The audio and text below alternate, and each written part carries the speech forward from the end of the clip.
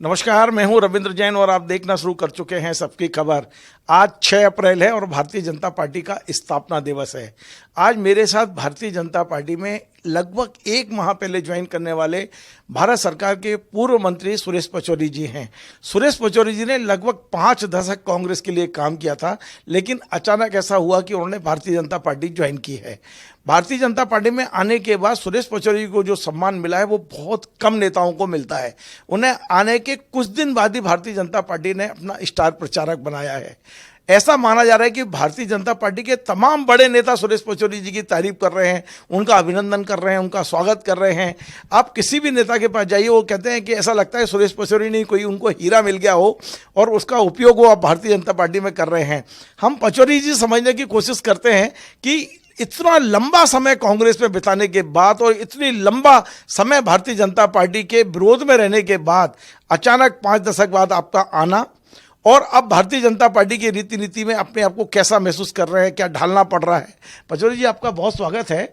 लोग ये कहते हैं कि भारतीय जनता पार्टी कांग्रेस की विचारधारा पूर्व पश्चिम की विचारधारा है और आपने इतनी जल्दी भारतीय जनता पार्टी में अपनी जड़ें, मतलब कहना चाहिए जमाना शुरू कर दी हैं कि भारतीय जनता पार्टी ने आने के कुछ दिन नहीं, कुछ घंटे बाद आपको स्टार प्रचारक बनाया है। अब कैसा महसूस कर रहे हैं?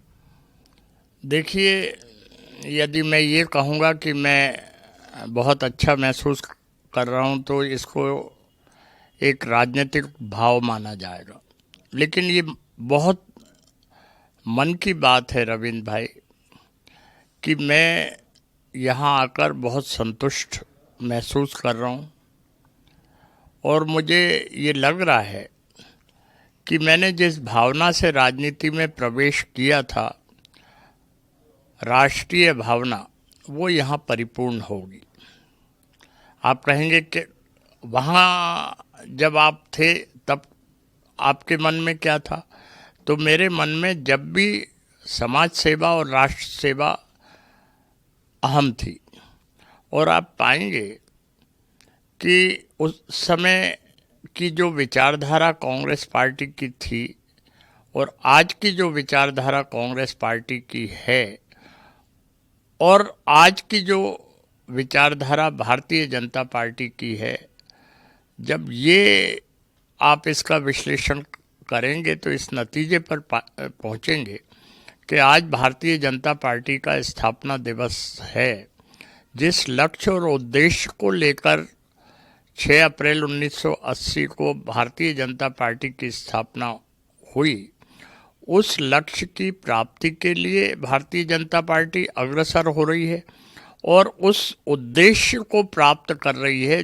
जिस उद्देश्य को सामने रखकर भारतीय जनता पार्टी का गठन किया था, वो क्या था? वो यही था कि राष्ट्रभक्ति से ओतप्रोत होकर देश की सेवा की जाए और नरेंद्र मोदी जी के नेतृत्व में वही हो रहा है। अब प्रश्न आपने विचारधारा का किया। पंडित नेहरू के समय कास्टलेस क्लासलेस सोसाइटी की विचारधारा थी। श्रीमती इंदिरा गांधी ने कभी जाति को उभारने की बात नहीं की और जो उन्होंने नारा दिया था, मैंने पहले भी कहा है कि न जात पर न पात पर मोहर लगेगी हाथ पर। यहाँ तक कि राजीव गांधी जी ने जब संसद में मंडल कमीशन पर अपना वक्तव्य दिया तो आप 6 सितंबर 1990 का वक्तव्य देख लीजिए। उन्होंने ये बात कही कि इस देश में जातिवाद को उभारना देश हित में नहीं है, हमें सभी जातियों को साथ लेके चलना है, लेकिन जातियों में दूरी न बने ये भी हमको ध्यान में रखना है। आज क्या हो रहा है? ये जो विचारधारा पहले थी, आज हम उस विचारधारा से अपने आप को अलग कर लिए। आप कहेंगे कैसे कर लिए? आज हम क्या बात कर रहे हैं? आज हम कह रहे हैं गवर्नमेंट ऑफ इंडिया में 3 ओबीसी के सेक्रेटरी हैं। अगर हम ये पूछें कि जो कांग्रेस का दौर था उसमें कितने ओबीसी के सेक्रेटरी थे, जो तेलंगाना और हिमाचल में सरकार है उसमें कितने हैं? अरे भाई, हर सर्विस का एडमिनिस्ट्रेशन का एक सिस्टम रहता है। आपका एंट्री पॉइंट क्या है, अलग अलग कास्ट के लोगों को कितना हम अटेम्प्ट देते हैं कॉम्पिटिटिव एग्ज़ाम में, कितना हम रिलैक्सेशन परसेंटेज में देते हैं, और जो एंट्री पॉइंट होता है उससे एडिशनल सेक्रेटरी पहुंचते पहुंचते ही एज हो जाती है। तो ये कौन सी बात है? एसीआर देखी जाती है, नंबर वन, इससे विमुख हो गए। दूसरा, भारतीय सेना के ऊपर कभी सवालिया निशान नहीं लगाया जाता। हम भारतीय सेना से पूछ रहे हैं कि जरा सर्जिकल स्ट्राइक का पुष्टि करिए, प्रूफ दीजिए, प्रमाण दीजिए, ये कभी नहीं होता था। चौथी बात धार्मिक भावना को लेकर है। अयोध्या में भगवान श्री राम जी का मंदिर बने, ये सबकी इच्छा रही है, हिंदू की भी और मुस्लिम हमारे भाइयों ने ये कहा कि या तो दोनों पक्ष तैयार हो जाएं या कोर्ट का फैसला हो जाए। जब कोर्ट का फैसला हो गया तो हमारे मुस्लिम भाइयों ने भी इसका स्वागत किया, कांग्रेस ने भी किया, लेकिन प्राण प्रतिष्ठा के आयोजन से हम अपने आप को दूर कर लिए। उससे आगे बढ़कर जो अत्यंत आपत्तिजनक बात है, जो इंडिया गठबंधन के पार्टनर हैं, खासतौर से डीएमके के स्टैलिन का बेटा भगवान श्री राम के बारे में क्या बोल रहा है, खुद जो समाजवादी पार्टी के कुछ नेता हैं वो भगवान श्री राम जी के बारे में क्या बोल रहे हैं, और कांग्रेस कह रही है कि वो उनका अपना मत है। अरे भाई, गलबैयाँ तो आप कर रहे हो, उनके साथ राजनीति आप कर रहे हो, तो आप देश में हमारे आराध्य देव भगवान श्री राम जी के बारे में आप मैसेज क्या दे रहे हो? तो ये चुनाव का समय है। चुनाव में आप जो मेरे से पूछ रहे हैं कि आप क्या महसूस कर रहे हो, एक तरफा आप यकीन मानिए नरेंद्र मोदी जी के नेतृत्व में ये देश आगे बढ़े, ये लोगों के मन में भावना बनी हुई है और इससे लोग कन्विंस्ड हैं। अच्छा जी, एक बहुत महत्वपूर्ण सवाल ये है कि मध्य प्रदेश में पहले से ही भारतीय जनता पार्टी में बड़े बड़े दिग्गज नेता हैं। हम शिवराज जी की बात करें, उमा जी की बात करें, बीडी शर्मा जी हैं, मोहन यादव, बहुत से नेता हैं। ऐसे बड़े बड़े नेता, हमने ये देखा कि जब भी दूसरी पार्टी से कोई नेता आता है तो पुराने नेता असहज महसूस करते हैं।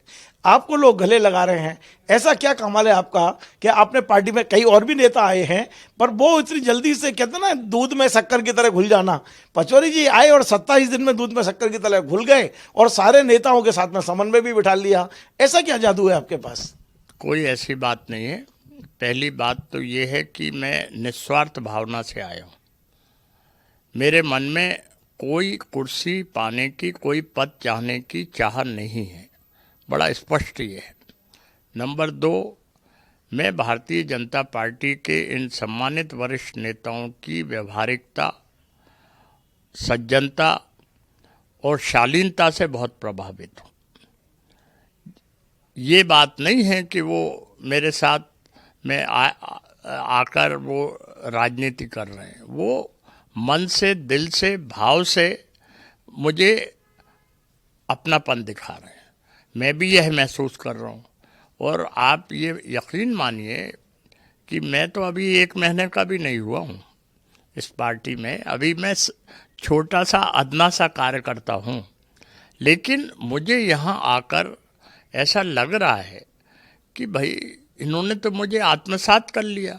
मेरे लोगों को मुझसे क्या परेशानी थी?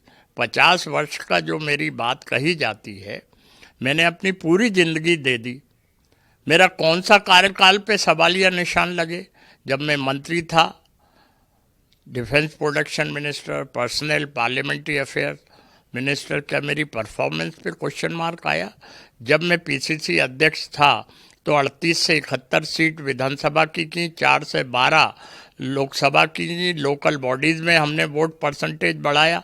तो मेरी कौन सी परफॉर्मेंस पर सवालिया निशान लगाया जाता है? उसके बाद 2009 का मुझे लोकसभा चुनाव की मनाही हो गई, कहा आगे देखा जाएगा। 2010 में राज्यसभा की मनाही हो गई कि चलो देखते हैं। और 2011 से हम धैर्य और संयम का पालन कर रहे हैं। 14 साल हो गए, एक वनवास गुजर जाता है, फिर भी होता है। चलिए, पद नहीं चाहिए था मुझे। आप यकीन मानिए मैं कभी पार्टी के पास और वरिष्ठ नेतृत्व के पास पद के लिए गए ही नहीं। नीति होगा, आपने तो मांगा ही नहीं था, मैं रियली नहीं गया। लेकिन जो बाकी कार्यक्रम होते हैं, उन कार्यक्रमों में तो दिखे कि सम्मान मिल रहा है, स्थान मिल रहा है। आप कहो कि इतने साल तक इस पार्टी ने ये दिया, अब उन्हें ये नहीं करना चाहिए? दिया, मैं आभारी हूं, सम्मान दिया, लेकिन सम्मान के बाद क्या आप निरादर करोगे? आदर के बाद निरादर करोगे? ऐसा कुछ है? अच्छा, ये चार बड़े गुट हुआ करते थे कांग्रेस में, सुरेश पचौरी, कमलनाथ, दिग्विजय सिंह और एक गुट और दिग्विजय सिंह जी, सुरेश, कमलनाथ और सिंधिया जी और आप चले गए बीजेपी में। अब कमलनाथ जी के बारे में भी चर्चा है कि आ सकते हैं कि आप ला रहे हो कमलनाथ जी को बीजेपी में। भैया, मेरी कोई जानकारी इस विषय में नहीं है, मैं आपकी चैनल पर गलत बात नहीं कहूँगा। आपका एक सम्मान मैं करता हूँ और आपकी इस चैनल पर भी लोग भरोसा करते हैं, इसलिए मैं गलत बात नहीं कहूँगा, मुझे कोई जानकारी। अच्छा जी, मैंने अपने कार्यक्रम में जिस दिन आपने ज्वाइन किया था, इसी चैनल पे मैंने कहा था कि बेशक कोई कुछ भी कहे, लेकिन भारतीय जनता पार्टी ने तरीके से कांग्रेस के चाणक्यों को ले लिया। और मैं 27 दिन में देख रहा हूं, हर जगह जहां आप जा रहे हैं कांग्रेस के नेता बड़ी संख्या में बीजेपी ज्वाइन कर रहे हैं। और आज आप मेरे चैनल पे जिस तरह के शब्द बोल रहे हैं कि मुझे सम्मान मिल रहा है, मेरे को संतुष्टि मिल रही है, तो मुझे लगता है कि ये बीजेपी को संदेश होना हो, कांग्रेस के लोगों को बड़ा संदेश है कि यार अपने को तो पचौरी के साथ चलना चाहिए। नहीं, बात ऐसी नहीं है। पहली बात तो मैंने एक दिन में फैसला लिया था। मुझे कई जो XMLAs हैं, ओहदेदार कांग्रेस के, उन्होंने कहा आपने हमें कोई सूचना नहीं दी। तो मैंने कहा भैया, मैं किसी के राजनीतिक जीवन में हस्तक्षेप करने का पक्षधर नहीं हूँ, ये आपका फैसला है। मैंने जो फैसला किया है वो कई परिस्थितियों में किया है, वरना कोई इतने साल एक पार्टी में रह के ऐसी स्टेप नहीं उठाता है कि उसे जाने को मजबूर होना पड़े। परंतु ये स्पष्ट जरूर मैंने कहा कि मैं किसी पद की लालसा में नहीं गया हूँ, मैं किसी डर और भय से नहीं गया हूँ, मैं काम करने की नीयत से गया हूँ। मैं बैठ नहीं सकता, मैं 24 घंटे में से 16 से 18 घंटे काम करने वाला व्यक्ति हूँ। रही बात, अब मैं जहाँ जा रहा हूँ वहाँ लोग आ रहे हैं, ये बात सही है। अब मेरे संबंध स्टूडेंट पॉलिटिक्स से लोगों से रहे, यूथ पॉलिटिक्स से, यूथ कांग्रेस से लोगों से रहे, सेवा दल से लोगों से रहे, कांग्रेस का मैं अध्यक्ष रहा उससे रहे, ऑल इंडिया यूथ कांग्रेस का जनरल सेक्रेटरी रहा उससे रहे, ट्रेनिंग प्रोग्राम इंचार्ज रहा उसकी वजह से रहे। तो जहाँ जहाँ जिन जिन ज़िलों में संपर्क बन गए हैं, और मुझे कई बार ये कहने में कोई संकोच नहीं है कि लीडरशिप ने मेरी रिक्वेस्ट को कई बार मान्य किया, ख़ासतौर से राजीव गांधी जी और सोनिया गांधी जी ने, कि हमने उनसे कोई विनती की, अनुनय किया, तो उन्होंने उन्हें टिकट भी दी, MLA भी हुए, कुछ मिनिस्टर भी हुए।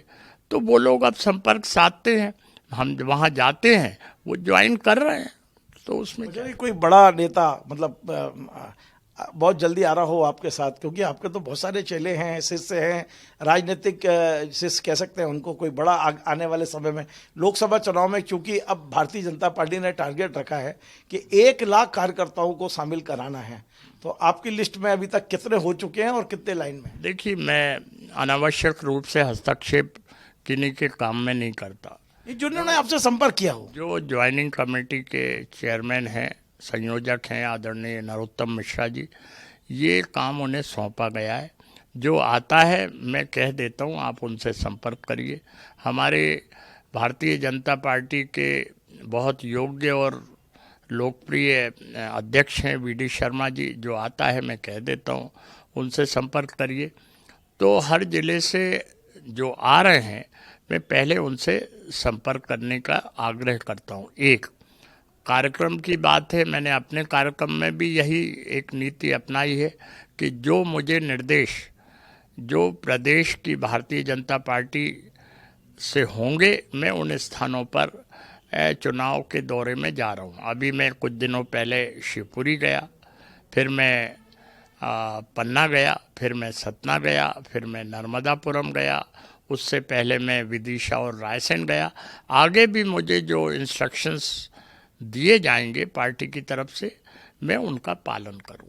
बीजेपी में आने के बाद पचौरी जी राज्यसभा जाएंगे या लोकसभा चुनाव लड़ेंगे? मेरी कहें मतलब आप वोट की राजनीति करेंगे या अपर हाउस की? देखिए बात क्या है रविंद्र भाई, ये सब काल्पनिक बातें हैं और मैंने लेकिन आपको राजनीति में जब आते हैं तो ये सब चीजें तो अनिवार्य होती हैं। चुनाव राजनीति का अभिन्न अंग है पचौरी जी। मेरा काम करने का ढंग अलग है, राजनीति करने का ढंग अलग है। मेरी कभी किसी के लिए कोई चाह नहीं रही और कांग्रेस में भी मैंने कभी कुछ मांगा नहीं। तो बात बड़ी साफ है। ये क्या है, ये सिगुर यदि मौका मिलता है तो चुनाव लड़ेंगे? इफ एंड बट की कोई बात नहीं है। मैंने जब ज्वाइन किया, इसीलिए आप कहेंगे कि इतना लेट क्यों किया। जब लोकसभा की टिकट डिक्लेयर हो गई, जब किया जब विधानसभा निपट गए थे, जब राज्यसभा की टिकट फाइनल हो गई। वरना होते कि ये भी एक दौड़ में थे इसलिए आए थे, और जब वो नहीं होता वो कहते ये भी अब जो है रह गए पीछे खड़े। चलो ये बहुत ऐसा प्रश्न है मेरे मन में बहुत था कि आप मिलूंगा तो पूछूंगा, आज आपसे पूछ रहा हूँ। ऐसा चर्चा में है कि कमलनाथ जी बिल्कुल दरवाजे तक आ गए थे, एक टाइम पे दरवाजा बंद हो गया बीजेपी का। कुछ लोग ये कहते हैं कि सिंधिया जी ने विरोध किया उनका। यदि आगे आके यदि कमलनाथ जी का आने का होता है तो आपका क्या सहमति होगी या आपका भी विरोध होगा? बात क्या है कि कमलनाथ जी मुझसे ज़्यादा रविंद्र भाई आपसे बात करते हैं। कमलनाथ जी आप ही ने मुझे बताया कि जब दिल्ली गए और इस मानसिकता से गए तो उन्होंने आपसे ही बात की थी कि आज शाम तक मुझसे बात कर लेना। तो मैं सोचता हूँ ये जानकारी तो आप मुझे देंगे। लेकिन मेरा सवाल ये नहीं है, मेरा सवाल सीधा है, आपका सहमति होगी या विरोध? क्योंकि आप बीजेपी के जिम्मेदार नेता हैं आप। ऐसा नहीं है। मैंने ये पाया कि भारतीय जनता पार्टी में जो शीर्षस्थ नेतृत्व है वो फैसला लेता है और जो फैसला ले लेता है उसे सभी लोग स्वीकार करते हैं। मैंने ये पाया है और मेरा अपना भी अनुभव रहा है। मैं कई बातें उजागर नहीं करता हूँ, लेकिन जब मेरे मामले में शीर्ष नेतृत्व ने ये फैसला लिया कि मुझे जाना है, मैं चला गया। कहीं कोई बात नहीं रही। लेकिन मुझे अच्छा ये लगा कि प्रादेशिक नेतृत्व जो जाना जाता है भारतीय जनता पार्टी का, उसमें एक नहीं सभी ने इस चीज़ को अच्छा माना, मेरे इस फैसले को अच्छा माना और जो इनपुट दिया ऊपर, मुझे खुद बताया गया कि ये ऐसी क्या बात थी कि जिससे बात करो वही कह रहे थे कि ये बहुत अच्छा फैसला होगा यदि वो आ जाएंगे। तो ये मेरा सौभाग्य है। अच्छा, ये एक बात और है कि मैं लगभग 35 साल से आपको सक्रिय राजनीति में देख रहा हूँ और आपकी एक एक चीज़ को देखता हूँ। पचौरी जी को कुछ लोग कहते हैं कि ये चाणक्य है राजनीति के और ये फुल टाइम पॉलिटिशियन है, ये पार्ट टाइम पॉलिटिशियन नहीं है। आपके बारे में जो चर्चा है कि फुल टाइम पॉलिटिशियन है। बीजेपी में आपका रोड मैप क्या है? देखो, कांग्रेस में तो सबको पता है, सबने देखा कि आप राज्यसभा सदस्य रहे, आपने एक बहुत बड़ी जमात खड़ी की कांग्रेस के अंदर। अब बीजेपी में आपका क्या है? और दूसरा एक सवाल इसी से जुड़ा हुआ है कि बीजेपी और कांग्रेस में अंतर है। कांग्रेस में गुटबाजी ही उसकी कमजोरी होती है और गुटबाजी ही उसकी ताकत होती है।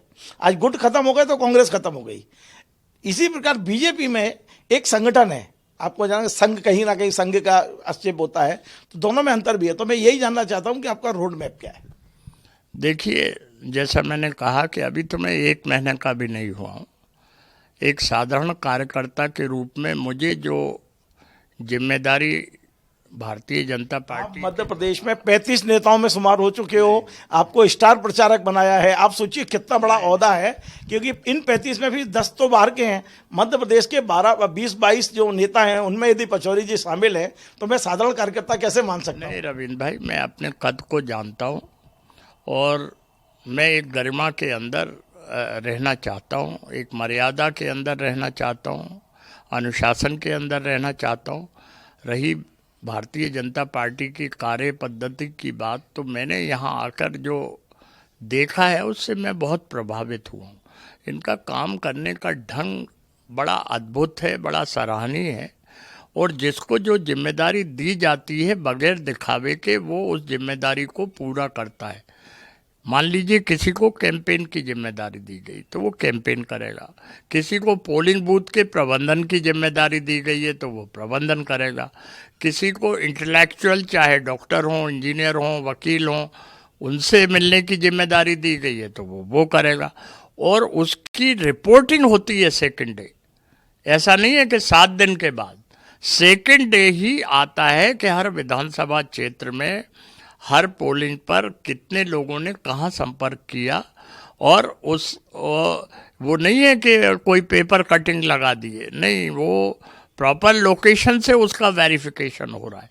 तो मैं भारतीय जनता पार्टी के काम करने के ढंग, यहाँ के जो देवतुल्य कार्यकर्ता हैं, उनके जीवट व्यक्तित्व, उनके परिश्रम से मैं बहुत प्रभावित हूँ। और नेताओं में बहुत कोशाग्रता है। भारतीय जनता पार्टी के जो नेता हैं उनमें बड़ी व्यवहारिकता है, उनमें बहुत शालीनता है और उनमें संबंध निभाने की क्षमता है। अच्छा, ये एक सवाल और है कि हमने ये देखा कि जितने भी नेता कांग्रेस से बीजेपी में आते हैं, एक ना एक दिन उन्हें, आपको भी मैंने देखा कि आप पहले गृह मंत्री के यहाँ गए, तमाम बड़े नेताओं से मिले, सिंधिया जी से मिले, लेकिन कहीं ना कहीं उन्हें संघ से भी समन्वय बिठाना होता है। आप चूंकि 40 साल तक संघ के खिलाफ खड़े रहे, संघ से अब आप किस तरह से बिठाएंगे?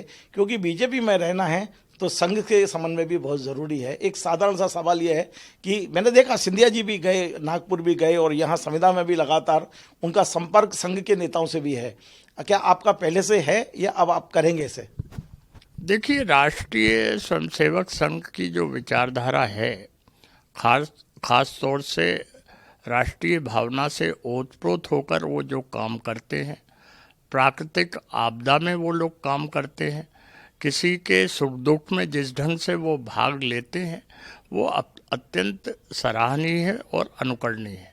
रही बात कि मैं क्या करूँगा, ये भविष्य आपको बताएगा, लेकिन मैं चाहूँगा कि मेरे ऊपर उनका मार्गदर्शन मुझे मिलता रहे और जो भी दिशा निर्देशन होगा उसका मैं पालन करूँगा। एक आखिरी सवाल अब ये है कि इस बात की क्या गारंटी है कि अब पचौरी जी का राजनीतिक जीवन पूरी तरह बीजेपी में रहेगा, फिर से कभी कोई दल बदल नहीं होगा? मैं इन सब चीज़ों में विश्वास नहीं करता हूँ और यहाँ जिन परिस्थितियों में मैं आया वो एक अलग है और कभी हम लोग फुर्सत से मिलेंगे, विस्तार से बात करेंगे, लेकिन आप मेरी स्थिति समझ सकते हो कि कुछ तो वजह होगी जिसकी वजह से मुझे ये निर्णय लेना पड़ा। आप लाखों करोड़ों कार्यकर्ताओं को इस बात की वचन दे सकते हैं कि अब मेरा राजनीतिक जीवन इस भगवे ये जो झंडा है बीजेपी का उसके साथ ही पूरा होगा? नहीं तो आप क्या चाहते हैं कि मैं कुछ नहीं चाहता, मैं कुछ नहीं चाहता, मैं जहाँ हूँ वहीं रहूँगा।